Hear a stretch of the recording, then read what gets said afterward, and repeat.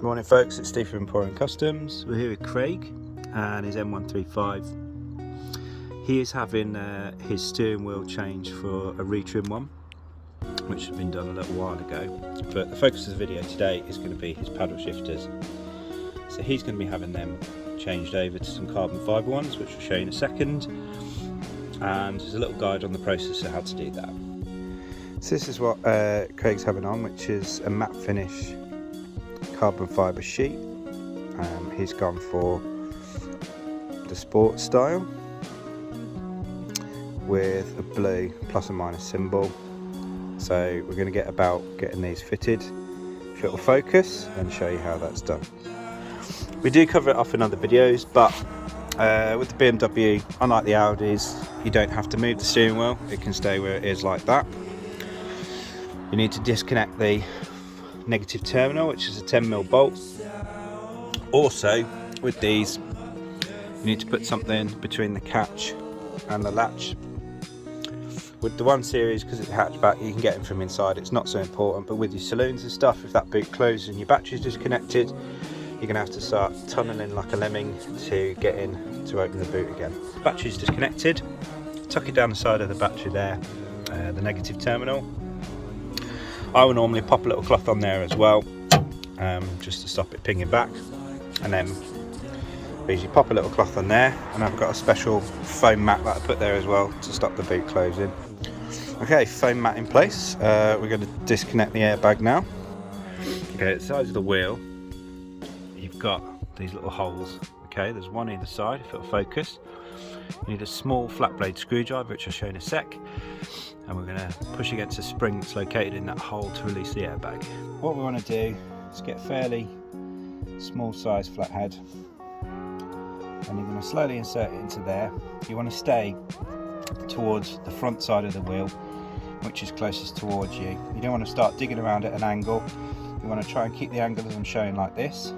Go in sort of from the 4 o'clock position on the wheel as it's straight onto you until you feel resistance.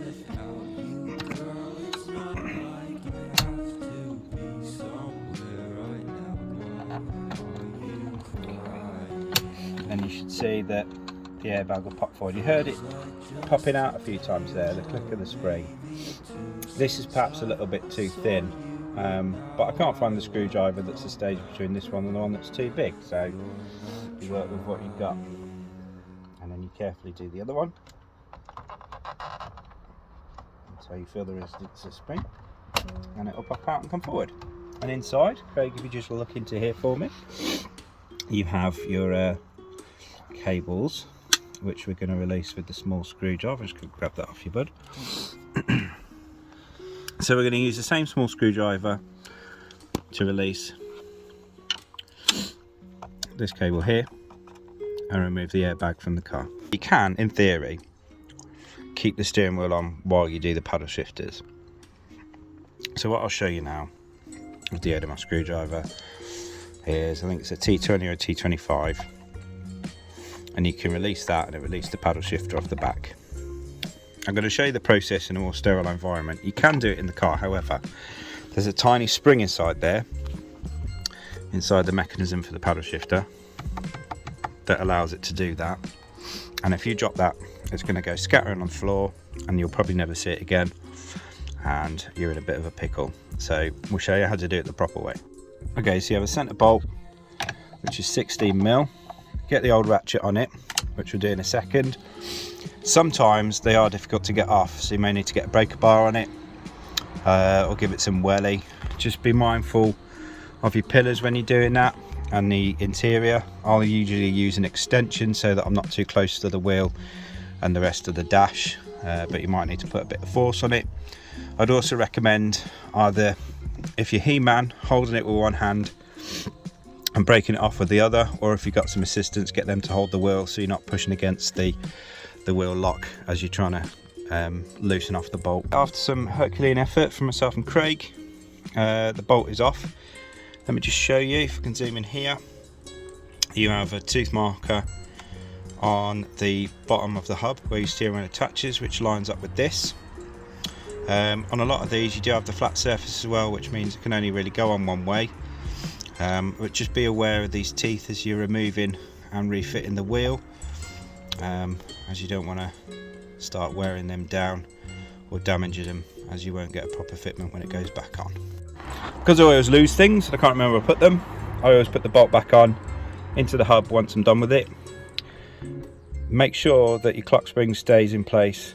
Don't let any outside influences start twisting it round, as that can lead to unravelling and endless nightmares. The next bit, we're going to be removing the trims and stuff.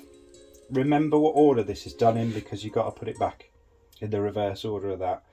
Sometimes it's good to take photos of what you can see in there, or try and refer back to this video. Take your time.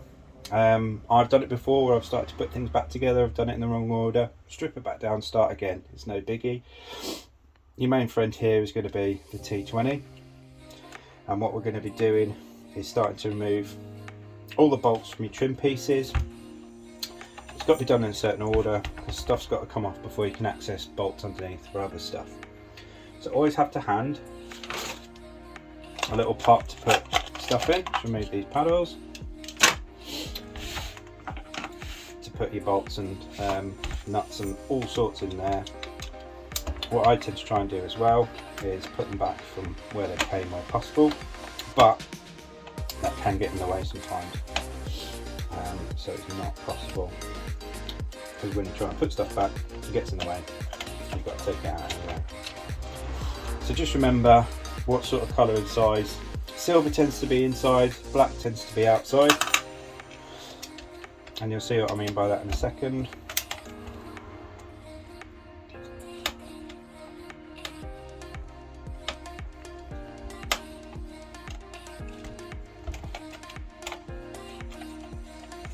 So these are the bolts that are holding on the bottom legs for this centre trim here.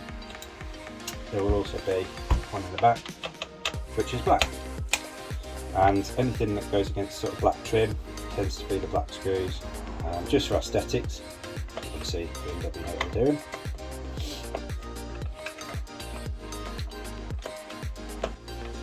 So another good tool to have, which you may or may not have, is a magnet on a stick. Save you flipping it over and it rolling somewhere. A magnet's a good way of getting the screw out without risking it rolling off, which is one of these. It extends, you don't need to extend it. Pop it out like that, chuck it in your pot. These are great for fiddly bits if you've misplaced the screw. And then that's the first stage to freeing up your centre trim, which will lift up from the front like that. Put that to one side, and now you can see inside there's plenty of other screws and wires and things like that, which is enough to worry about. What I'm going to do is take off the paddle shifters completely so you can see what's going on without them flipping around on the back of the wheel. Okay, so the next stage is going to be releasing the paddle shifters. So you've got more T20 bolts there and there. I'm going to take those off, put them away, and then I'm going to show you the back, because they will flip forward and reveal, keep mispronouncing that, the securing bolts for your multifunction steering wheel controls. Okay, with those bolts removed, it will then loosen off the paddle shifter modules, and then if you can see underneath there in that corner, try and point to it there, where I've just pointed to, some black screws. They're going to release the multifunction steering wheel controls to allow them to come forward, and you can disconnect the wiring to the paddle and remove the paddle shifter module completely. With the security screws removed, this will pop forward, and you can see the cable connection into the paddle shifters runs down here from behind the module there. So what we're going to do is try and point it out with a screwdriver.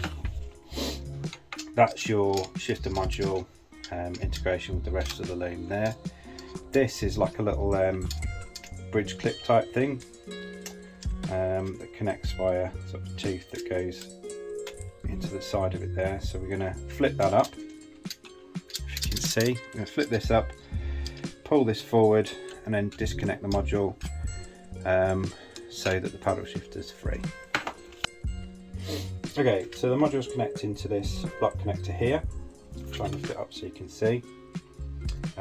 Just ease that out, separate them, and then you're left with this, which is your paddle and your paddle module, and this is secured by a pin, which I'm going to try and show you.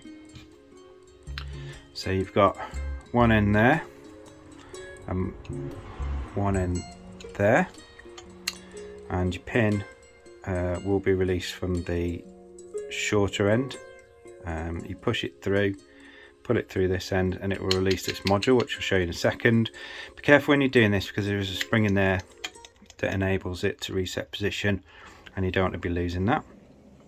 So I'll show you something useful to use to disconnect that. So I have a series of small electronics tools that I use to de-pin paddles. Something like this. It has got a bit of flex in it, so it may not be tough enough to push the pin through, or something like this. Just needs to be enough to push it through. So you get this out this end. It should be finger tight, should be able to just pull it out, but some long nose pliers if it is tough. So just remove that carefully, and remember, thin end down, thick end up. Pop that somewhere safe if you can, and then carefully remove the shifter module, keeping your eye out for the ubiquitous spring which is there. See if you can see that. This is what does a running leap sometimes and runs away. Just make sure you keep an eye on that spring, keep it safe, and I'll show you how to install the new paddles. So keeping an eye on the orientation of the module, remember, big end up, small end down. Line this up, be careful not to lose the spring, and get it seated. So you should now see the two prongs sticking through the hole in the top of the module, and then line it up so you can, it's hard to get the angle so you can see that, but you can see when I push it down it's not lining up properly. So just hold it with one hand, get your pin with the other, and then guide the pin back through to secure it.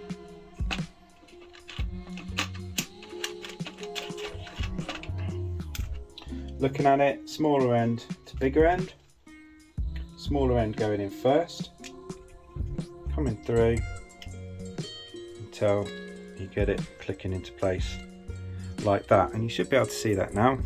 That's poking out the bottom, and that sits flush with the top, and it's done.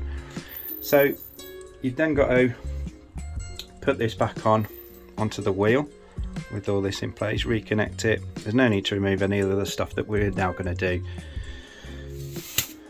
But Craig's newly retrimmed wheel on, which you can see here. But we're going to do all that now off camera, and then we'll show you the end result. Just a quick note as well, folks, when you're doing the right side or the positive or the upside, it's the reverse in terms of the modules. So your big end is at the bottom. Remember we talked about the pin? Big end of the pin's at the bottom and the small end's at the top. So you'll release from the top, draw from the bottom, replace from the bottom up into the top, which is the opposite of this one, where the small end's at the bottom and you release from the bottom, just to save any confusion. So these are paddles now with the modules installed. Make sure we've got clicks and the springs are still intact and in the right places. We're going to continue building the wheel, put these on, we'll show you the end result. Okay, now that's Craig's wheel reinstalled with the paddle shifters, full Alcantara 922 charcoal with dark blue stitching and a dark blue 12 o'clock marker.